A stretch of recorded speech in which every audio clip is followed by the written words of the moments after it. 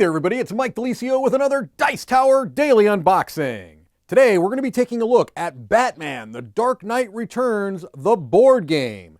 This is the deluxe edition of the game, the deluxe retail edition of the game. This is a game for 1 to 2 players. Yes, this is essentially a solo game. They did add a 2-player versus mode kind of later in the development, but this is one that is essentially, I think it's fair to say, a solo game. You are the Dark Knight. It's time to come out of retirement and save Gotham City. Batman: The Dark Knight Returns, the game is a solo board game experience in which you don the cape and cowl and journey through Frank Miller's iconic comic book series. Instead of traditional leveling up, this is a game of attrition. As Batman, you must come out of retirement and do everything you can to beat back a relentless tide of ruthless mutants, cops, and press looking to bring you down. Get ready to face villains like Two-Face, the Joker, and the leader of the mutant gang, as well as your powerful former ally, Superman. So, as it says here, it's based on Frank Miller's iconic Batman: The Dark Knight Returns comic book series. You're going to battle your way through a series of story adventures. You're going to get some allies from Commissioner Gordon, Green Arrow, and Carrie Kelly as Robin. So, this being the deluxe edition is going to feature some miniatures. I think the standard version of the game uses cardboard standees. So you'll kind of see this edition of the game. This is a game that plays out through multiple scenarios, or you can play them as one-offs as well. So here we see our minis. I'm actually going to lift this out and come back to these minis. I'll show those at the end. We've got our cardboard components here.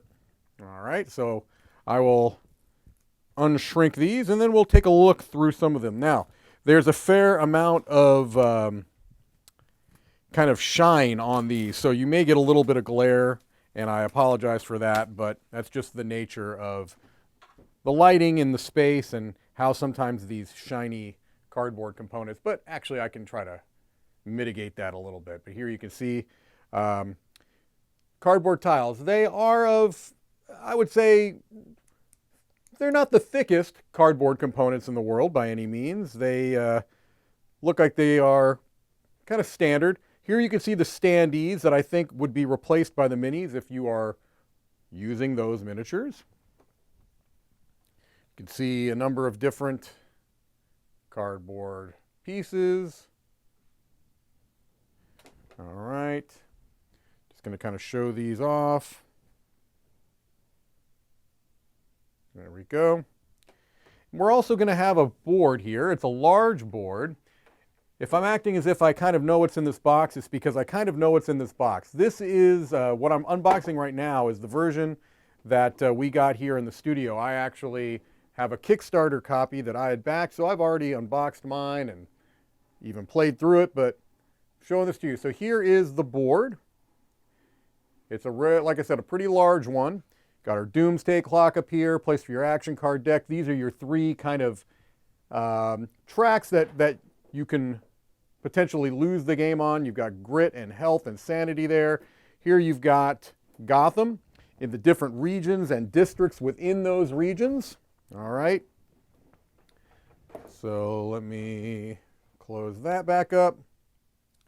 We'll come back to the rest of the game components. Here we've got our books, and I say that in plural. There are a number of different books because the way this works, as I mentioned before, is that there are a series of books that you play through in the game. So this first book is the one that you would be encountering first. It's got the core game rules and the rules that are specific to book 1, which if you're playing through the kind of campaign, which is 4 books, you would obviously start with that. I'll show you here towards the end that there's also a book that talks about the versus mode if you're playing 2 players, and if you want to play one-off, because you can play one-off campaign, or not campaigns, one-off scenarios as well. All right, here's our table of contents and their components. One thing that they do here, which I think is nice, is that they break down the components that are specific to the books, okay, because each book is going to have some cards and dice that are specific to it. They talk about the new playthrough setup. Here you see an illustrated example of that. All right. And interestingly, they start with how to lose, okay, because there are multiple ways that you can lose. You lose immediately if any of the following occur. Any of your damage tracks reaches 0, the doomsday clock reaches 12, if you were to place a 12th riot on the map, or if you don't defeat the boss by the end of the 4th round. All right? They say it's not a game about winning, it's about enduring. So they break down the round sequence, and they go into more detail about that. This is a dry, and I should have mentioned that when you looked at the board. It's a dry erase board. You can actually draw on the board. You're going to be drawing new paths on the board. You're going to be writing values in particular spaces on the board. And that's one of the kind of core mechanisms of the game, is these dry erase marks that you'll be making throughout the game. All right, more illustrated examples of movement, fighting or sneaking, using action spaces. They have a whole section here that is specific to when you do choose to fight, how that plays out. It is a dice rolling mechanism with some card play as well. All right, some examples of combat, action space modifiers. All right, now, completing a book. When you successfully defeat a boss and complete a book, there's some kind of cleanup that you have to do before you can begin the next book, and they talk about that. You can also save your progress in between if you don't want to play all 4 books in a single setting, and what you can do if you want to pause your game in the middle of a book. All right. And now they talk specifically about the book 1 setup, all right, which you would just follow those additional instructions. Now here's book 2. They talk about how this changes, how the setup changes, the differences within that.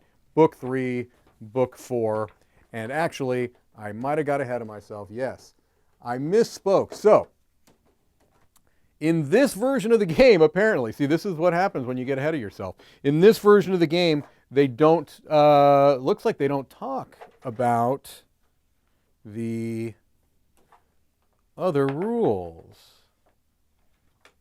That's interesting. All right.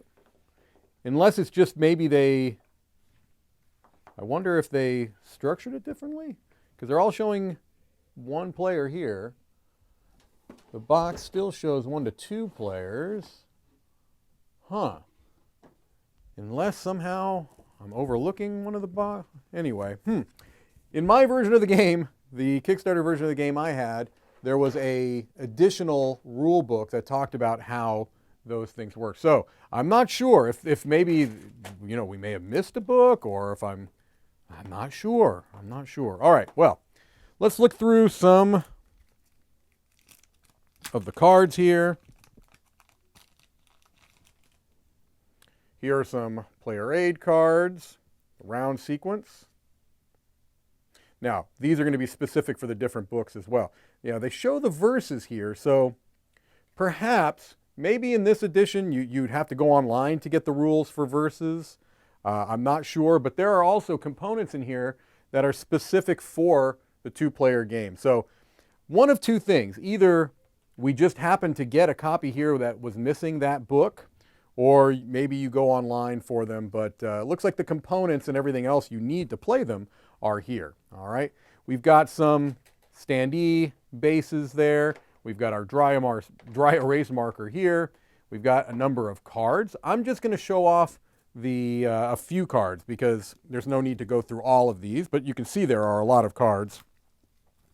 So here you can see some book 1 cards, for example. Here's your Batman card for book 1, which is going to be different from the other books. There's your ally in this book, which is Commissioner Gordon. Your boss is Two-Face. You've got a couple of vehicles that you might have access to, the Batcopter and the remote control bat. There are different vehicles that would be in different books. The enemy tokens, how those kind of play out, how the dice work.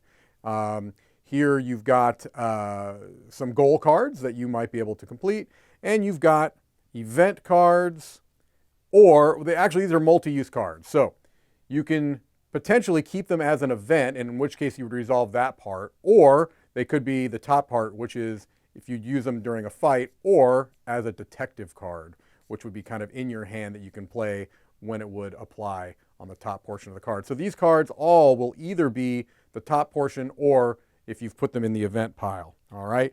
So what you would do is basically there are some cards that are always in the game, and then you would shuffle those with the particular book. So if you're playing book 1, you would shuffle all the starting cards with the book 1 cards, and that would be kind of as you go. Let me see if I can find what I'm talking about here. So here are some of the versus cards. That would be for the multiplayer game. So clearly the components are in here. It's just the book. And again, maybe I overlooked it, but I know there was a specific extra book in my copy that I got. Here you can see the starting cards, okay? Got the S down there. So if you were playing book 1, you would shuffle these starting cards with the book 1 cards. If you're playing book 2, you'd shuffle these starting cards with the book 2 cards, etc. There's also a double-sided cooldown card, which is going to determine what you do, which dice get kind of cooled down during fights. Speaking of dice, there's a whole bunch of them. Let's take a look at them. Here we've got some ally dice, and we've got some villain boss dice. These are all different types of custom dice engraved, some D6s, all right, some D8s, some larger, some smaller. But we also have some bat dice. That's right, you heard me correctly, bat dice. What do I mean by bat dice? Well, I mean, use your imagination, and now you don't have to use your imagination. And I just threw one of them. You can see them here, different types of batarang-shaped dice. Do they roll? Yeah, they roll. They actually do roll. All right, so those are, I think, on record, quite cool. I like the bat dice, even though I'm dropping them all over the place. So the last thing I'm going to show off here are the miniatures, again, which would be in this deluxe edition of the game. If you have the standard retail, you'd be using the cardboard standees that I showed you before. All right, so let's take a look at some of these so you can get an idea of the miniatures and their quality and whether you'd be wanting to paint them or not. So here we've got our Dark Knight, our grizzled Batman. All right. Let's take a look at Superman, which in this case is not an ally. Batman v Superman. Let's take a look at an ally. Speaking of, here's Robin. Okay, so you can get an idea of the quality of the minis and the level of detail and such. Let's take a look at a baddie here. Which one do I want to show off? There's so many options. Let's show off. There we go. All right. We also have some vehicles. Here's the Batcopter. All right. There are more. I'm not going to show all of those off right now, but you get, I think, a pretty good sense of what comes inside the box of Batman, The Dark Knight Returns, the game. Thank you for watching another Dice Tower Daily Unboxing.